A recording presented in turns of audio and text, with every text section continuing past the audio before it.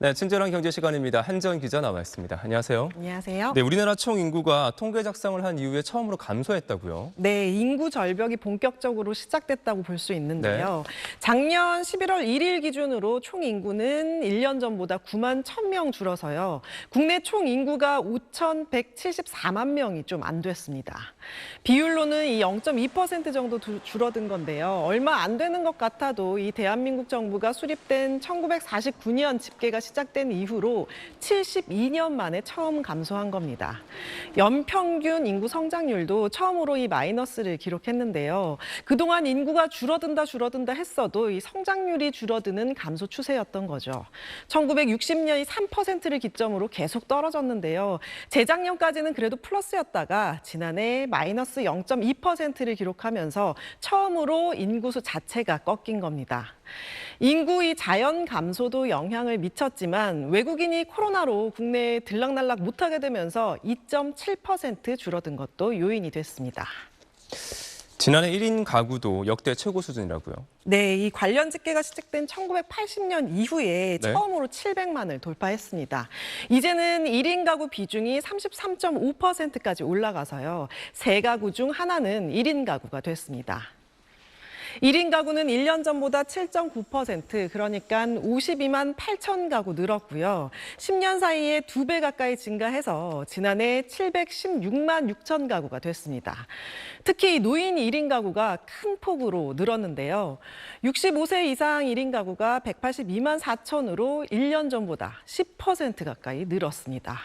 2인 가구도 이 전년보다 3.6% 늘어서요. 600만을 처음으로 넘어섰습니다. 1, 2인 가구의 합친 비중은 61.7%로 혼자 살거나 자녀가 없는 딩크족이 더 보편적인 가구 형태가 됐다는 분석입니다. 반면 이 자식 2명 낳아서 4명이 오순도순 사는 이 전형적인 가족 형태는 무너지는 모습인데요. 4인 이상 가구 수가 403만 6천으로 3인 가구보다 13만 정도 작아졌습니다. 이 가족이 아니라 그러니까 친구나 애인과 함께 사는 그런 가구 수들도 늘었다고요? 네, 이 앞으로 가족 형태가 많이 달라질 수 있겠다 싶었는데요. 네. 혈연으로 이 맺어지지 않은 친구나 애인과 같이 사는 가구가 11.6%나 증가했습니다. 혹시 2018년 개봉한 어느 가족이라는 일본 영화 보셨나요? 왜 갑자기 이 영화 얘기냐 하실 텐데 먼저 영화 한 장면에서 나오는 대사 한번 들어보시죠. 子供にはね、母親が必要なんですよ。産んだらみんな母親になんの？ 혈연이 아니어도 이 가족이 될 수 있다는 뜻에서 한 대사인데요. 앞으로 이 가족의 범위 어디까지 인정받을 수 있는지 화두를 던졌던 영화입니다. 꼭 이 영화뿐 아니죠. 앞으로는 현실에서도 고민해야 할 것 같습니다. 우리나라 이 비친족 가구는 47만 3천 가구가 됐는데요. 가구 수나 증가폭 모두 역대 최대를 기록했습니다. 반면 이 진짜 가족이 사는 이 친족 가구는 1년 전보다 이 0.4% 줄었는데요. 비중도 2016년까지는 70%를 웃돌았지만 지난해에는 64%대까지 떨어졌습니다. 네, 친절한 경제 시간입니다. 한정 기자 나와 있습니다. 안녕하세요. 안녕하세요. 네, 테슬라의 CEO 일론 머스크 뭐 이런저런 데 관심이 참 많은 것 같던데 우리나라 출산율까지 걱정을 했네요. 네, 한국을 콕 찍어서 이 최악의 인구 문제를 걱정했습니다. 네. 자신의 트위터에 이 세계은행이 제공한 2020년 국가별 출산율 순위표를 공유를 했는데요. 보시면 저렇게 200개 나라 중에 한국 출산율 0.83명으로 꼴찌죠. 머스크는 이 한국과 홍콩이 가장 빠른 인구 붕괴를 겪고 있다고 말하면서 특히 한국 출산율이 변하지 않는다면 3세대 거친 뒤 인구수가 현재의 6% 미만에 그칠 것이라며 대부분은 이 60대 이상이 될 것이라고 밝혔습니다. 슬하에 7명 자녀를 둔 머스크가 이렇게 인구 걱정을 한 게 처음이 아닌데요. 앞서 일본이나 이탈리아의 낮은 출산율에 대해서도 우려를 표했고요. 토론에서도 종종 언급한 바 있습니다. I think that the biggest problem the world will face in 20 years is population collapse. 머스크가 최근 트위터 인수나 주가 하락같이 챙겨야 할 일이 많은 상황에서도 사회 문제에 신경을 쓰는 모습이 인상 깊네요. 그러니까 이렇게 머스크가 걱정할 정도로 우리나라 출산율이 너무 낮아지는 게 지금 굉장히 심각한 문제잖아요. 이렇게 출산이 낮아지면 어떤 문제들이 발생하는 겁니까? 네, 앞으로 5천만 인구라는 표현은 더 이상 쓸 수 없을 것 같습니다. 2050년에는 한국 총 인구가 2020년보다 8.6% 줄어들어서 4,700만 명대에 이를 것으로 나타났습니다. 그런데 이 수치는 그나마 기본 가정을 바탕으로 짠 시나리오 기준이고요. 출산율과 이 기대 수명을 더 비관적으로 잡은 시나리오로는 2050년 4,300만 명대로 16% 넘게 줄어듭니다. 지역별로 보면 경기와 세종, 제주, 충남은 총 인구가 늘어나지만 나머지 13개의 시도는 감소합니다. 특히 울산, 대구, 부산은 총 인구 감소폭이 25% 이상으로 나타났습니다. 2050년에는 서울에서 이 내 집 마련 걱정 안 해도 될까요? 총 인구가 17.7% 줄어드는 것으로 나타났습니다. 최악의 시나리오로 보면요, 2050년 세종 빼고 다 감소하는데요. 서울의 경우엔 25.1%, 그러니까 4분의 1의 인구가 증발해버립니다. 그렇군요. 그런데 이렇게 인구가 줄어들긴 줄어드는데 태어나는 사람은 적고 반면에 이제 의학 기술도 발달하고 하면서 기대 수명은 많이 늘어나고 있잖아요. 네. 그러니까 이제 좀 나이가 많은 사람들이 더 많아질 것 같은데 우리나라가 특히 이런 고령화 속도가 굉장히 빠르다고 하는데 어느 정도 수준입니까? 네, 65세 이상을 이제 잡았을 때 고령 인구가 전체 인구에서 얼마나 되는지 이 비중을 보면요. 2050년 15.7%였던 게 2050년엔 40%까지 높아집니다. 10명 중 4명은 65세 이상이라는 겁니다. 이에 따라 이 중위 연령도 높아지겠죠. 중위 연령은 이 전체 인구를 나이 순으로 쫙 세웠을 때 한 가운데 있는 사람의 나이인데요. 2020년엔 43.7세인데 2050년엔 57.9세로 올라갑니다. 14살 이상 많아지는 거죠. 지역별로 보면요. 이 전남이 2020년 48.5세로 가장 높은데 2050년엔 64.5세까지 올라갑니다. 나이로 일렬을 세우니까 이 가운데 있는 사람이 거의 65세에 육박하던 거잖아요. 아이는 적게 태어나고 고령화가 심해졌다는 거죠. 2050년 중위 연령이 60세를 웃도는 지역은 경북, 강원, 전북, 경남, 부산이 있고요. 2020년 중위 연령이 37.8세로 가장 낮은 세종도 2050년에는 50.9세로 올라갑니다. 서울의 중위 연령은 42.8세에서 55.4세로 높아질 걸로 전망됩니다. 네, 이런 고령화 현상으로 이렇게 우려되는 게 이제 나이 기준으로 봤을 때 이를 활발하게 할 수 있는 이 생산 연령 인구가 많이 줄어든다는 거잖아요. 어느 정도로 심각하게 줄어들 것 같습니까? 네, 생산 연령 인구를 보통 15세에서 64세로 이렇게 보고 있거든요. 네. 30년 동안 이 1,000만 명, 그러니까 35% 넘게 줄어들어서요. 2,400만 명대가 될 것으로 예측됐습니다. 전체 인구에서 이 비중은 2020년 70%가 넘었던 게 2050년 이 절반으로 깎입니다. 시도별로 보면 2027년에 한 곳 빼고 이 모든 곳에서 생산 연령 인구가 감소세로 돌아서는데요. 2050년이 되면 울산, 대구, 부산의 감소율은 50%에 육박했습니다. 늘어나는 한 곳은 바로 세종인데요. 최근 주거 같은 이유로 인구가 유입되고 있죠. 50% 가까이 늘어날 것으로 예상됩니다. 이렇게 일할 사람은 줄고 또 고령화는 계속되면서 전남과 경북, 전북, 강원에서 생산 연령 인구가 노인 1명 이상을 부양해야 할 것으로 나타났습니다. 아이들에게 조금 더 나은 세상을 물려주려면 이제 우리 지금 세대가 신경 써야 할 거 두 개를 많이 얘기하잖아요. 이제 기후 문제, 네. 그다음에 인구 문제. 두 가지를 얘기 되게 많이 하던데 오늘 설명 들어보니까 진짜 인구 문제에 관심을 가져야 할 이유를 정확하게 알 수 있겠네요. 오늘 잘 들었습니다. 고맙습니다. 네, 친절한 경제 시간입니다. 오늘도 김혜민 기자와 함께하겠습니다. 김 기자, 이렇게 미래에 관련된 이렇게 전망을 하고 있는 책들을 보면은 인구 감소를 굉장히 걱정하는 목소리들이 많더라고요. 네. 근데 우리나라가 특히 이 인구 감소가 좀 심각한 상황이라고 하네요. 네, 요즘 주변에 보면 아예 아이를 안 낳는 부부나 또 결혼을 안 하는 사람들도 많죠. 우리나라 인구 통계 사상 최초로 작년에 데드크로스가 나타났습니다. 이 데드크로스는요, 신생아 수가 사망자보다 적은 걸 말하는데요. 그래프를 보시면요, 작년에 출생과 사망 그래프가 역전이 됐죠. 신생아가 사망자보다 2만 명이나 넘게 적었습니다. 통계청은 2016년만 해도요, 이 데드크로스가 2029년은 돼야 시작될 것이라고 예측을 했는데요. 그런데 이 시기가 9년이나 앞당겨진 지난해부터 시작이 된 거죠. 왜 이렇게 인구 감소 속도가 빨라졌을까요? 한국에서 결혼하고 아이 낳는 여건 자체가 상당히 힘들고요. 또 코로나19 충격까지 덮치면서 저출산이 가속화되고 있는 것으로 보입니다. 네, 그럼 이런 인구 감소가 이제 어떤 영향을 미치는지 한번 좀 살펴봐야 될 것 같은데 일단 경제 성장률에 영향을 미친다고요? 네, 맞습니다. 고령화 때문인데요. 이렇게 출생률이 줄면 자연히 고령화도 심해지겠죠. 현재도 60대 이상이 우리나라 국민 4명 중 1명이나 되고요. 이대로라면 어린아이들과 노인을 부양할 때 들어가는 총 부양비 50년 동안 3배 이상 증가할 것으로 보입니다.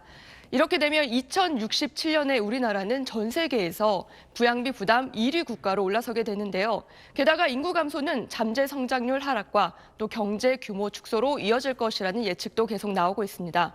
이 저출산 문제를 해결하기 위해서 정부가 이런 대책을 꾸준히 내놓고는 있습니다. 지난해엔 역대 최대인 45조 원의 예산을 쏟아부었는데요. 이거는요, 신생아 한 명당 1억 6천만 원에 가까운 돈이 들어간 셈입니다. 그런데도 실제 부모들은 이거 체감 못하겠다 이러고 있죠. 안타깝게도 돈은 돈대로 쓰면서요, 효과는 거의 내지 못하고 있는 상황이 매년 반복되고 있습니다. 네, 돈은 돈대로 쓰는데 효과는 없다. 참 네. 정책 자체를 좀 한번 처음부터 점검해봐야 될 것 같다는 생각도 듭니다. 네. 근데 이렇게 인구가 감소하고 있는데 반면에 전체 가구 수는 늘고 있다고요? 네, 1인 가구가 증가하고 있기 때문인데요. 지난해 1인 가구가 전체에서 39% 정도를 차지했습니다. 10집 중에 4집이 혼자 산다는 뜻이죠. 또 2명만 사는 가구도 같이 늘고 있어서요. 한 가구당 가족수 평균 2.24명까지 떨어졌습니다. 지금까지 우리나라의 각종 제도나 정책의 표준이요, 대부분 부부에 아이 하나 있는 이 3인 가구에 맞춰져 있습니다. 그런데 이제 3인 가구 17%밖에 안 됩니다. 이 정책들 빨리 바꿔야 한다는 지적이 나오는 이유죠. 자, 그러면 이렇게 늘어나고 있는 1인 가구들의 생활 수준이나 만족도는 어떻습니까? 네, 얼마 전에 서울시가 이 1인 가구 조사를 한번 해봤습니다. 30대까지는 2인 이상 가구와 생활 수준이 거의 비슷했습니다. 그런데 문제는 40대 이상의 1인 가구인데요. 상용직, 그러니까 고용 계약 기간이 1년 이상인 근로자가 2인 이상 가구보다 훨씬 적었습니다. 또 1인 가구는 40대부터 재정 상태나 사회생활에서 느끼는 행복, 또 건강 만족도도 다인 가구보다 떨어지는 것으로 나타났습니다. 그런데도 혼자 사는 사람들의 62%는요, 계속해서 혼자 살고 싶어 했습니다. 그 이유를 물었더니요, 10명 중 7명이 간섭받지 않고 독립된 생활을 할 수 있기 때문이라고 답했습니다. 또 혼자 사는 사람들은 주거 안정 지원이 가장 절실하고요, 기본소득 유지도 필요하다고 답했습니다. 저출산, 고령화로 우리나라 인구가 줄고 있습니다. 특히 여성 1명이 평생 낳을 걸로 예상되는 평균 출생아 수, 합계 출산율은 계속 낮아져서 지난해에는 역대 최저인 0.84명을 기록했습니다. OECD 37개 회원국 가운데 가장 낮은 수치인데다 올해 더 낮아질 거란 전망까지도 나오고 있습니다. 화강윤 기자입니다. 지난해 내국인 인구는 사상 처음으로 사망한 사람이 태어난 사람 수를 앞지르면서 3만 3천 명 감소했습니다. 사망자 수가 다소 는 데다 출생아 수가 워낙 빠르게 줄어 인구가 뒷걸음질 치기 시작한 겁니다. 출생아 수는 27만 2,400명으로 30만 명 선이 처음 무너졌습니다. 40만 명 선 아래로 내려오는데 15년이 걸렸는데 30만 명 선이 무너지는 데는 불과 3년밖에 걸리지 않았습니다. 한 여성이 평생 낳을 걸로 예상되는 평균 출생아 수인 합계 출산율은 0.84명으로 세계에서 가장 낮았습니다. 2000년대 초반 마카오 같은 도시를 제외하곤 합계 출산율 1 미만을 기록한 건 우리나라가 처음입니다. 경제협력개발기구 OECD 회원국 평균의 절반 수준인데 우리보다 먼저 초고령 사회에 접어든 일본에도 한참 못 미칩니다. 엎친 데 덮친 격으로 지난해 코로나19로 결혼까지 10% 넘게 줄었습니다. 특히 전년의 경우에 그 코로나로 혼인이 많이 감소한 상태에서 아마 출생아 수가 조금 더 감소할 여지가 있고, 고령화로 사망자는 늘고 혼인 감소와 함께 출생아는 주는 경향이 이어지면서 인구 절벽은 더 가팔라질 것으로 통계청은 내다봤습니다. SBS 화강윤입니다. 지난해 인구 통계 최종 집계에서 출생아 수가 26만 명으로 사상 최저를 기록했습니다. 10년여 만에 반토막으로 줄어든 건데 정부가 예상했던 시기보다 40년 앞당겨진 수치입니다. 전현남 기자가 보도합니다. 작년에 우리나라에서 태어난 아이 26만 500명입니다. 1년 전보다 또 12,000명 줄었습니다. 멀리 갈 것도 없이 2012년에 48만 5천 명이 태어났는데 단 9년 사이에 절반 가깝게 줄어든 겁니다. 정부 예측은 틀렸습니다. 2010년에 통계청은 우리 국민이 아이를 계속 많이 낳을 거다. 2020년에도 45만 명 낳고 서서히 줄겠지만 2060년에 가야 28만 5천 명으로 감소할 거라고 했습니다. 40년 뒤에나 벌어질 거라더니 당장 눈앞에 인구 절벽으로 다가온 겁니다. 우리나라 여성 1명이 평생 낳을 것으로 예상되는 아이 숫자, 이걸 합계 출산율이라고 하는데 2018년 처음으로 1명 아래로 내려왔고 작년엔 0.81명까지 떨어졌습니다. OECD 평균의 절반 수준, 유일한 0명대, 부동의 꼴찌입니다. 그런데도 정부는 10년 뒤에는 다시 이 출산율이 올라가서 1명을 넘을 거란 전망을 유지하고 있습니다. 90년대생 젊은 여성 인구가 이전보다 소폭 늘어나는 부분을 감안했다는 겁니다. 91년생부터 이제 95년생이 되는데 출생아 수가 70만 명대로 회복했던 그 인구대입니다. 주 출산 연령으로 진입을 하면 출생아 수에는 조금 더 긍정적인. 정부가 지난 15년 동안 저출생 예산으로 380조 원을 쏟아붓고도 흐름을 돌리지 못한 상황에서 희망대로 반전을 이루기는 힘들어 보입니다. SBS 전연남입니다. 우리나라 인구 감소에 대한 걱정스러운 전망이 계속돼 왔는데 당초 예상보다 더 빠르게 인구가 줄면서 2029년이 아닌 이미 지난해 인구수가 정점을 찍었고 올해는 처음으로 인구가 9만 명 감소한다는 통계가 나왔습니다. 50년 뒤에는 인구가 1,400만 명 줄어 지금의 3분의 2 수준으로 쪼그라들 걸로 추산됩니다. 결혼도 출산도 포기하는 젊은 층이 갈수록 느는 게 주요 원인인데 조기호 기자가 전해드립니다. 37살 최지혜 씨는 올해 초 결혼할 때까지 고민이 많았습니다. 경제적인 안정이 뒷받침된 후에야만 결혼에 대해서 욕심을 내볼 수 있다고 생각을 하였습니다. 아이를 낳는 건 여전히 결정하지 못하고 있습니다. 출산 문제는 더욱이 두 사람의 일은 아니라고 생각을 합니다. 사회적인 제도나 아니면 정책적인 뒷받침이 없이 친정어머니나 시어머니 등 다른 여성들의 희생을 뒷받침해서 다시 여성들이 직장 일을 하는 이러한 사회적인 구조가 고쳐지지 않는 이상은 최 씨 같은 고민은 통계로 드러납니다. 우선 결혼을 하는 사람들이 5년 전과 비교해서 20% 가깝게 줄었습니다. 결혼을 해도 신혼부부 2쌍 중 1쌍은 아이 낳기를 포기하고 있습니다. 이렇게 되면서 전체 인구가 줄어드는 건 물론이고 일을 해서 경제를 지탱하는 생산 가능 인구가 50년 뒤엔 2천만 명이 줄어들 걸로 예측됐습니다. 지금은 이 연령대 1명이 일해서 노인과 어린이 0.4명을 부양하는데 올해 태어나는 아기는 50년 뒤에 혼자서 1.2명을 책임져야 합니다. 다음 세대의 숫자가 줄어든다는 거는 그만큼 그 세대가 부양해야 되는 사람의 비율이 늘어난다는 거고 사회적 부담이 늘어난다는 걸 의미하는 거고요. 사회 서비스 영역도 그렇고 기본적인 사회 재생산의 문제가 위협을 받고 있는 거니까요. 정부는 코로나 상황만 벗어나면 젊은 층이 미뤘던 결혼과 출산을 할 거라 기대하고 있습니다.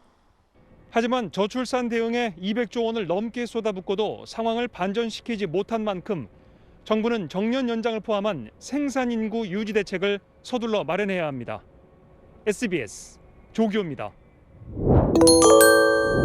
네, 친절한 경제 시간입니다. 오늘도 김혜민 기자와 함께하겠습니다. 김 기자 안녕하세요. 네, 안녕하세요. 네, 요즘 뭐 출산율 낮다는 얘기 정말 많이들 하기도 하고 듣기도 했는데 아니 지금 오늘 김 기자 준비한 소식 보면서 깜짝 놀랐어요. 네. 이대로 가면 정말 인구수가 얼마나 줄어드는지 보여주는 자료가 있다면서요? 네, 합계 출산율이 낮다 뭐 이런 얘기는 너무 많이 들어서 이제 좀 식상하죠. 그런데 이번엔요, 이 좀 충격적인 조사 결과가 나와서 가지고 와봤습니다. 감사원이 이 통계청에 의뢰를 해서요, 2017년을 기준으로 여기에서 100년 후, 그러니까 2117년이겠죠. 이때 우리나라 인구가 얼마나 줄어드는지 예측한 자료를 내놨습니다. 아주 먼 미래 같지만요. 사실 뭐 우리 손자, 손녀뻘이 살아가는 세대라고 생각하면 또 가깝게 느껴지죠.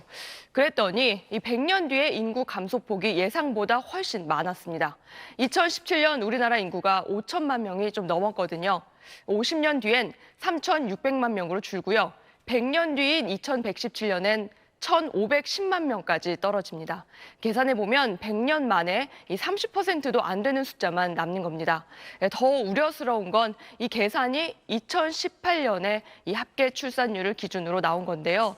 합계 출산율이 계속 더 낮아지고 있잖아요. 이 결과보다 더 심각한 상황이 앞으로 올 수도 있다는 겁니다. 아니 그러니까 진짜 줄어드는 폭이 네. 예상하는 것보다 훨씬 진짜 큰 것 같습니다. 네. 지금까지 우리는 이제 우리나라 전체를 봐서 좀 알아본 거고요. 지역별로 좀 차이가 있을 것 같아요. 네, 지금도 지방에서는 사실 아이를 보기가 쉽지 않은 곳이 많죠. 네, 지방 이 대도시의 인구 감소는 더욱 가파른데요. 부산은 100년 후에 5분의 1로 줄어들어서 73만 명만 살게 되고요. 대구는 22%, 광주는 23%로 줄어듭니다. 그나마 이 경기도는 현재 해마다 인구가 크게 늘고 있는데요. 그런데도 불구하고 2117년엔 3분의 1 토막이 납니다. 아이를 낳지 않으면서 이 전체 인구에서 노년층이 차지하는 비율도 급격하게 상승하게 됩니다. 65세 이상 고령 인구가 2067년엔 절반 가까이 되고요. 2117년엔 52.8%까지 올라갑니다. 이 100년 뒤에 한국은 국민 2명 중 1명이 65세 이상인 이 노인의 나라가 될 거라는 얘기입니다. 일할 수 있는 한 명의 젊은이가 감당해야 하는 복지 비용이 훨씬 더 커지고요. 국가 생산성도 떨어져서 이 경제 성장이 뒷걸음칠 수밖에 없습니다. 네, 그렇군요. 정말 인구 수가 줄어드는 것도 정말 걱정이지만 그 줄어들 인구의 또 절반이 노인이라는 것도 정말 지금 시점에서 좀 심각하게 한번 생각해봐야 될 거 아닌가 생각이 드네요. 네. 자, 근데 제가 이거 보면 놀란 게요. 인구수가 줄어든다는 건 생각할 수 있잖아요. 근데 인구가 소멸할 위험이 있는 지역도 있다고요? 네, 인구 소멸 지수라는 게 있습니다. 이건 좀 생소하죠. 이 지수를 계산하는 방법이 한 지역의 가임기 여성 인구를 65세 이상의 고령 인구로 나누는 건데요. 고령자가 가임기 여성 인구보다 2배가 많으면 이건 현상 유지가 어려운 소멸 위험 단계, 또 5배가 많으면요. 공동체 성립이 불가능할 정도라서 소멸 고위험 단계로 분류를 합니다. 이 고위험 단계에 진입하는 시군구 2017년엔 12곳뿐이었지만 100년 뒤엔 18배 많은 221곳으로 확대될 걸로 추정이 됐습니다. 서울을 한번 예를 들어보겠습니다. 이 100년 뒤에 강남과 광진, 관악, 마포 이 4개 구를 제외하고요. 나머지 모든 구가 이 소멸 고위험 단계에 진입할 걸로 보입니다. 지방의 상황은 더 심각합니다. 부산의 강서, 또 광주, 광산, 대전, 유성을 뺀 모든 지역이 이 소멸 고위험군에 들어갑니다. 네, 진짜 인구수가 줄어서 이게 소멸할 수 있다. 그러니까 소멸이라는 표현이 나온다는 것 자체가 좀 개인적으로 무섭다는 생각까지 들기도 합니다. 근데 이제 우리 앞에 김 기자가 첫 소식 전해주면서 얘기해줬잖아요. 지금 얘기했던 이 모든 데이터의 기준은 2018년 출산율 기준인데 출산율이 갈수록 더 낮아지고 있잖아요. 앞으로 이게 속도가 더 빨라질 것 같기도 합니다. 맞습니다. 이 연구 분석에 참여한 연구위원도 비슷한 의견을 내놨는데요. 지금의 저출산 추세로 보면 이번 추계는 보수적이라면서 실제 지역 소멸 속도가 앞으로 크게 앞당겨질 가능성을 배제할 수가 없다고 설명했습니다. 여기에다가 코로나19 확산은 이 아이를 낳으려는 의지를 더 꺾고 있는데요. 한국보건사회연구원에서 이 가임기 기혼 여성을 설문조사해봤습니다. 전체 응답자의 3명 중에 1명 정도가 출산 의향이 예전보다 더 줄었다 이렇게 답을 했습니다. 코로나19로 인한 출산력 하락은 아직 그 영향이 나타나지도 않았고요.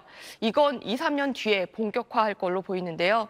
이런 충격적인 인구 절벽 예측에 대비한 이 정부의 정책이 얼마나 잘 정비가 돼 있는지에 대해선 지금까지는 회의적인 시각이 지배적입니다. 네, 저희가 이런 소식을 전해드리는 게 뭐 여러분들에게 과도한 불안감을 뭐 조성하거나 그런 게 아니고요. 얘기하는 것처럼 앞으로 이런 불안한 미래가 있을 수 있으니 지금 준비를 잘하자 이런 취지라는 것 좀 이해해 주셨으면 좋겠습니다. 오늘 잘 들었습니다. 고맙습니다. 이렇게 새로 태어나는 아기의 수는 급격히 줄고 사망자 수는 그보다 많아 인구 자연 감소가 이어지는 가운데 국가 중장기 계획에도 줄줄이 손을 봐야 하는 상황입니다. 교육, 국방을 비롯한 여러 분야에서 현실을 반영해 계획을 새로 써야 할 텐데 정책 조정은 더디기만 합니다. 계속해서 조기호 기자입니다. 인구 충격이 가장 먼저 닿는 곳은 교육 분야입니다. 지금 추세라면 초중고 학생 수는 10년 뒤 25%, 20년 뒤엔 40%가 줄어듭니다. 반대로 주로 초중고에 가는 교육 예산은 학생 수가 유지될 거란 예측에 기대서 2013년 39조 원에서 올해 64조 원까지 거의 2배를 늘려놨습니다. 또 초등교사를 길러내는 교육대학들도 10년째 정원을 줄이지 않고 있습니다. 상황이 바뀌었으니 조정을 해야 한다는 의견이 나오지만 교육부와 지방교육청 등이 거세게 반발하면서 진전이 없습니다. 교비율에 대한 조정이 필요하다는 문제제기가 있었습니다. 그런데 교육 재정이 넘쳐난다고만 말씀하시면 조금 현장에 대한 오해가 있으시다고 보고 있고요. 대학 교육 투자, 직업 교육 투자, 평생 교육 투자로 확대하면서 모든 국민들에게 종합적인 교육 서비스를 골고루 지원하는 방향으로 재원을 배분하는 것이. 군 병력 문제도 발등에 불이 됐습니다. 국방부는 지금도 상비 병력을 50만 명 수준으로 유지하겠다는 입장입니다. 20세 남성이 매년 20만 명 이상이 있어야 가능한데 당장 5년 안에 10만 명이 줄어들고 2037년에는 훨씬 못 미칩니다. 50만 명으로 국가를 지킨다? 라고 하는 이런 개념들이 불과 한 10년도 유지하기 힘든 개념이 되었다는 것이죠. 과거 잘못된 예측에 얽매이지 말고 바뀐 현실에 맞게 계획을 수정해야만 파국을 막을 수 있습니다. SBS 조규호입니다. 국제통화기금 IMF가 한국의 인구 감소로 정부 부채 부담이 폭발할 우려가 있다고 밝혔습니다. 이 코로나 사태에 대응하기 위해 재정 지출을 늘리는 건 타당한 조치지만 미래 세대가 이 부채를 갚지 못할 수 있다는 겁니다. 뉴욕에서 김정원 특파원입니다.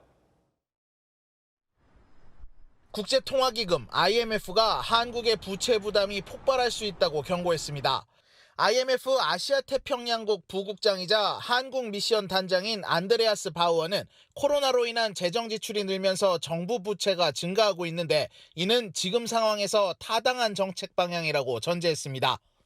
그러면서 탄탄한 제조업과 양질의 인력 등 한국 경제의 기초가 튼튼해 당분간은 문제가 없겠지만 인구 감소로 인한 급격한 노령화가 진행되고 있어 앞으로가 문제라고 진단했습니다. 바우어 단장은 그러면서 추가 부채가 발생하더라도 이를 감당할 수 있도록 장기적인 재정 정책을 수립하는 등 계획을 세워야 한다고 밝혔습니다. IMF는 이달 초 한국의 부채는 올해 국내 총생산 GDP의 53%지만 2026년엔 70%로 증가할 것으로 전망했습니다. 블룸버그 통신은 한국의 이런 부채 전망은 주요 20개국, G20 국가들의 평균을 웃도는 수치로 특히 유럽과 일본의 부채가 향후 감소될 것으로 전망되는 것과 비교된다고 전했습니다. 바우어 단장은 고령화가 진행됨에 따라 노동자를 위한 안전망 마련 등 노동시장의 구조개혁과 함께 규제 완화의 필요성을 제안하기도 했습니다. 뉴욕에서 SBS 김종원입니다.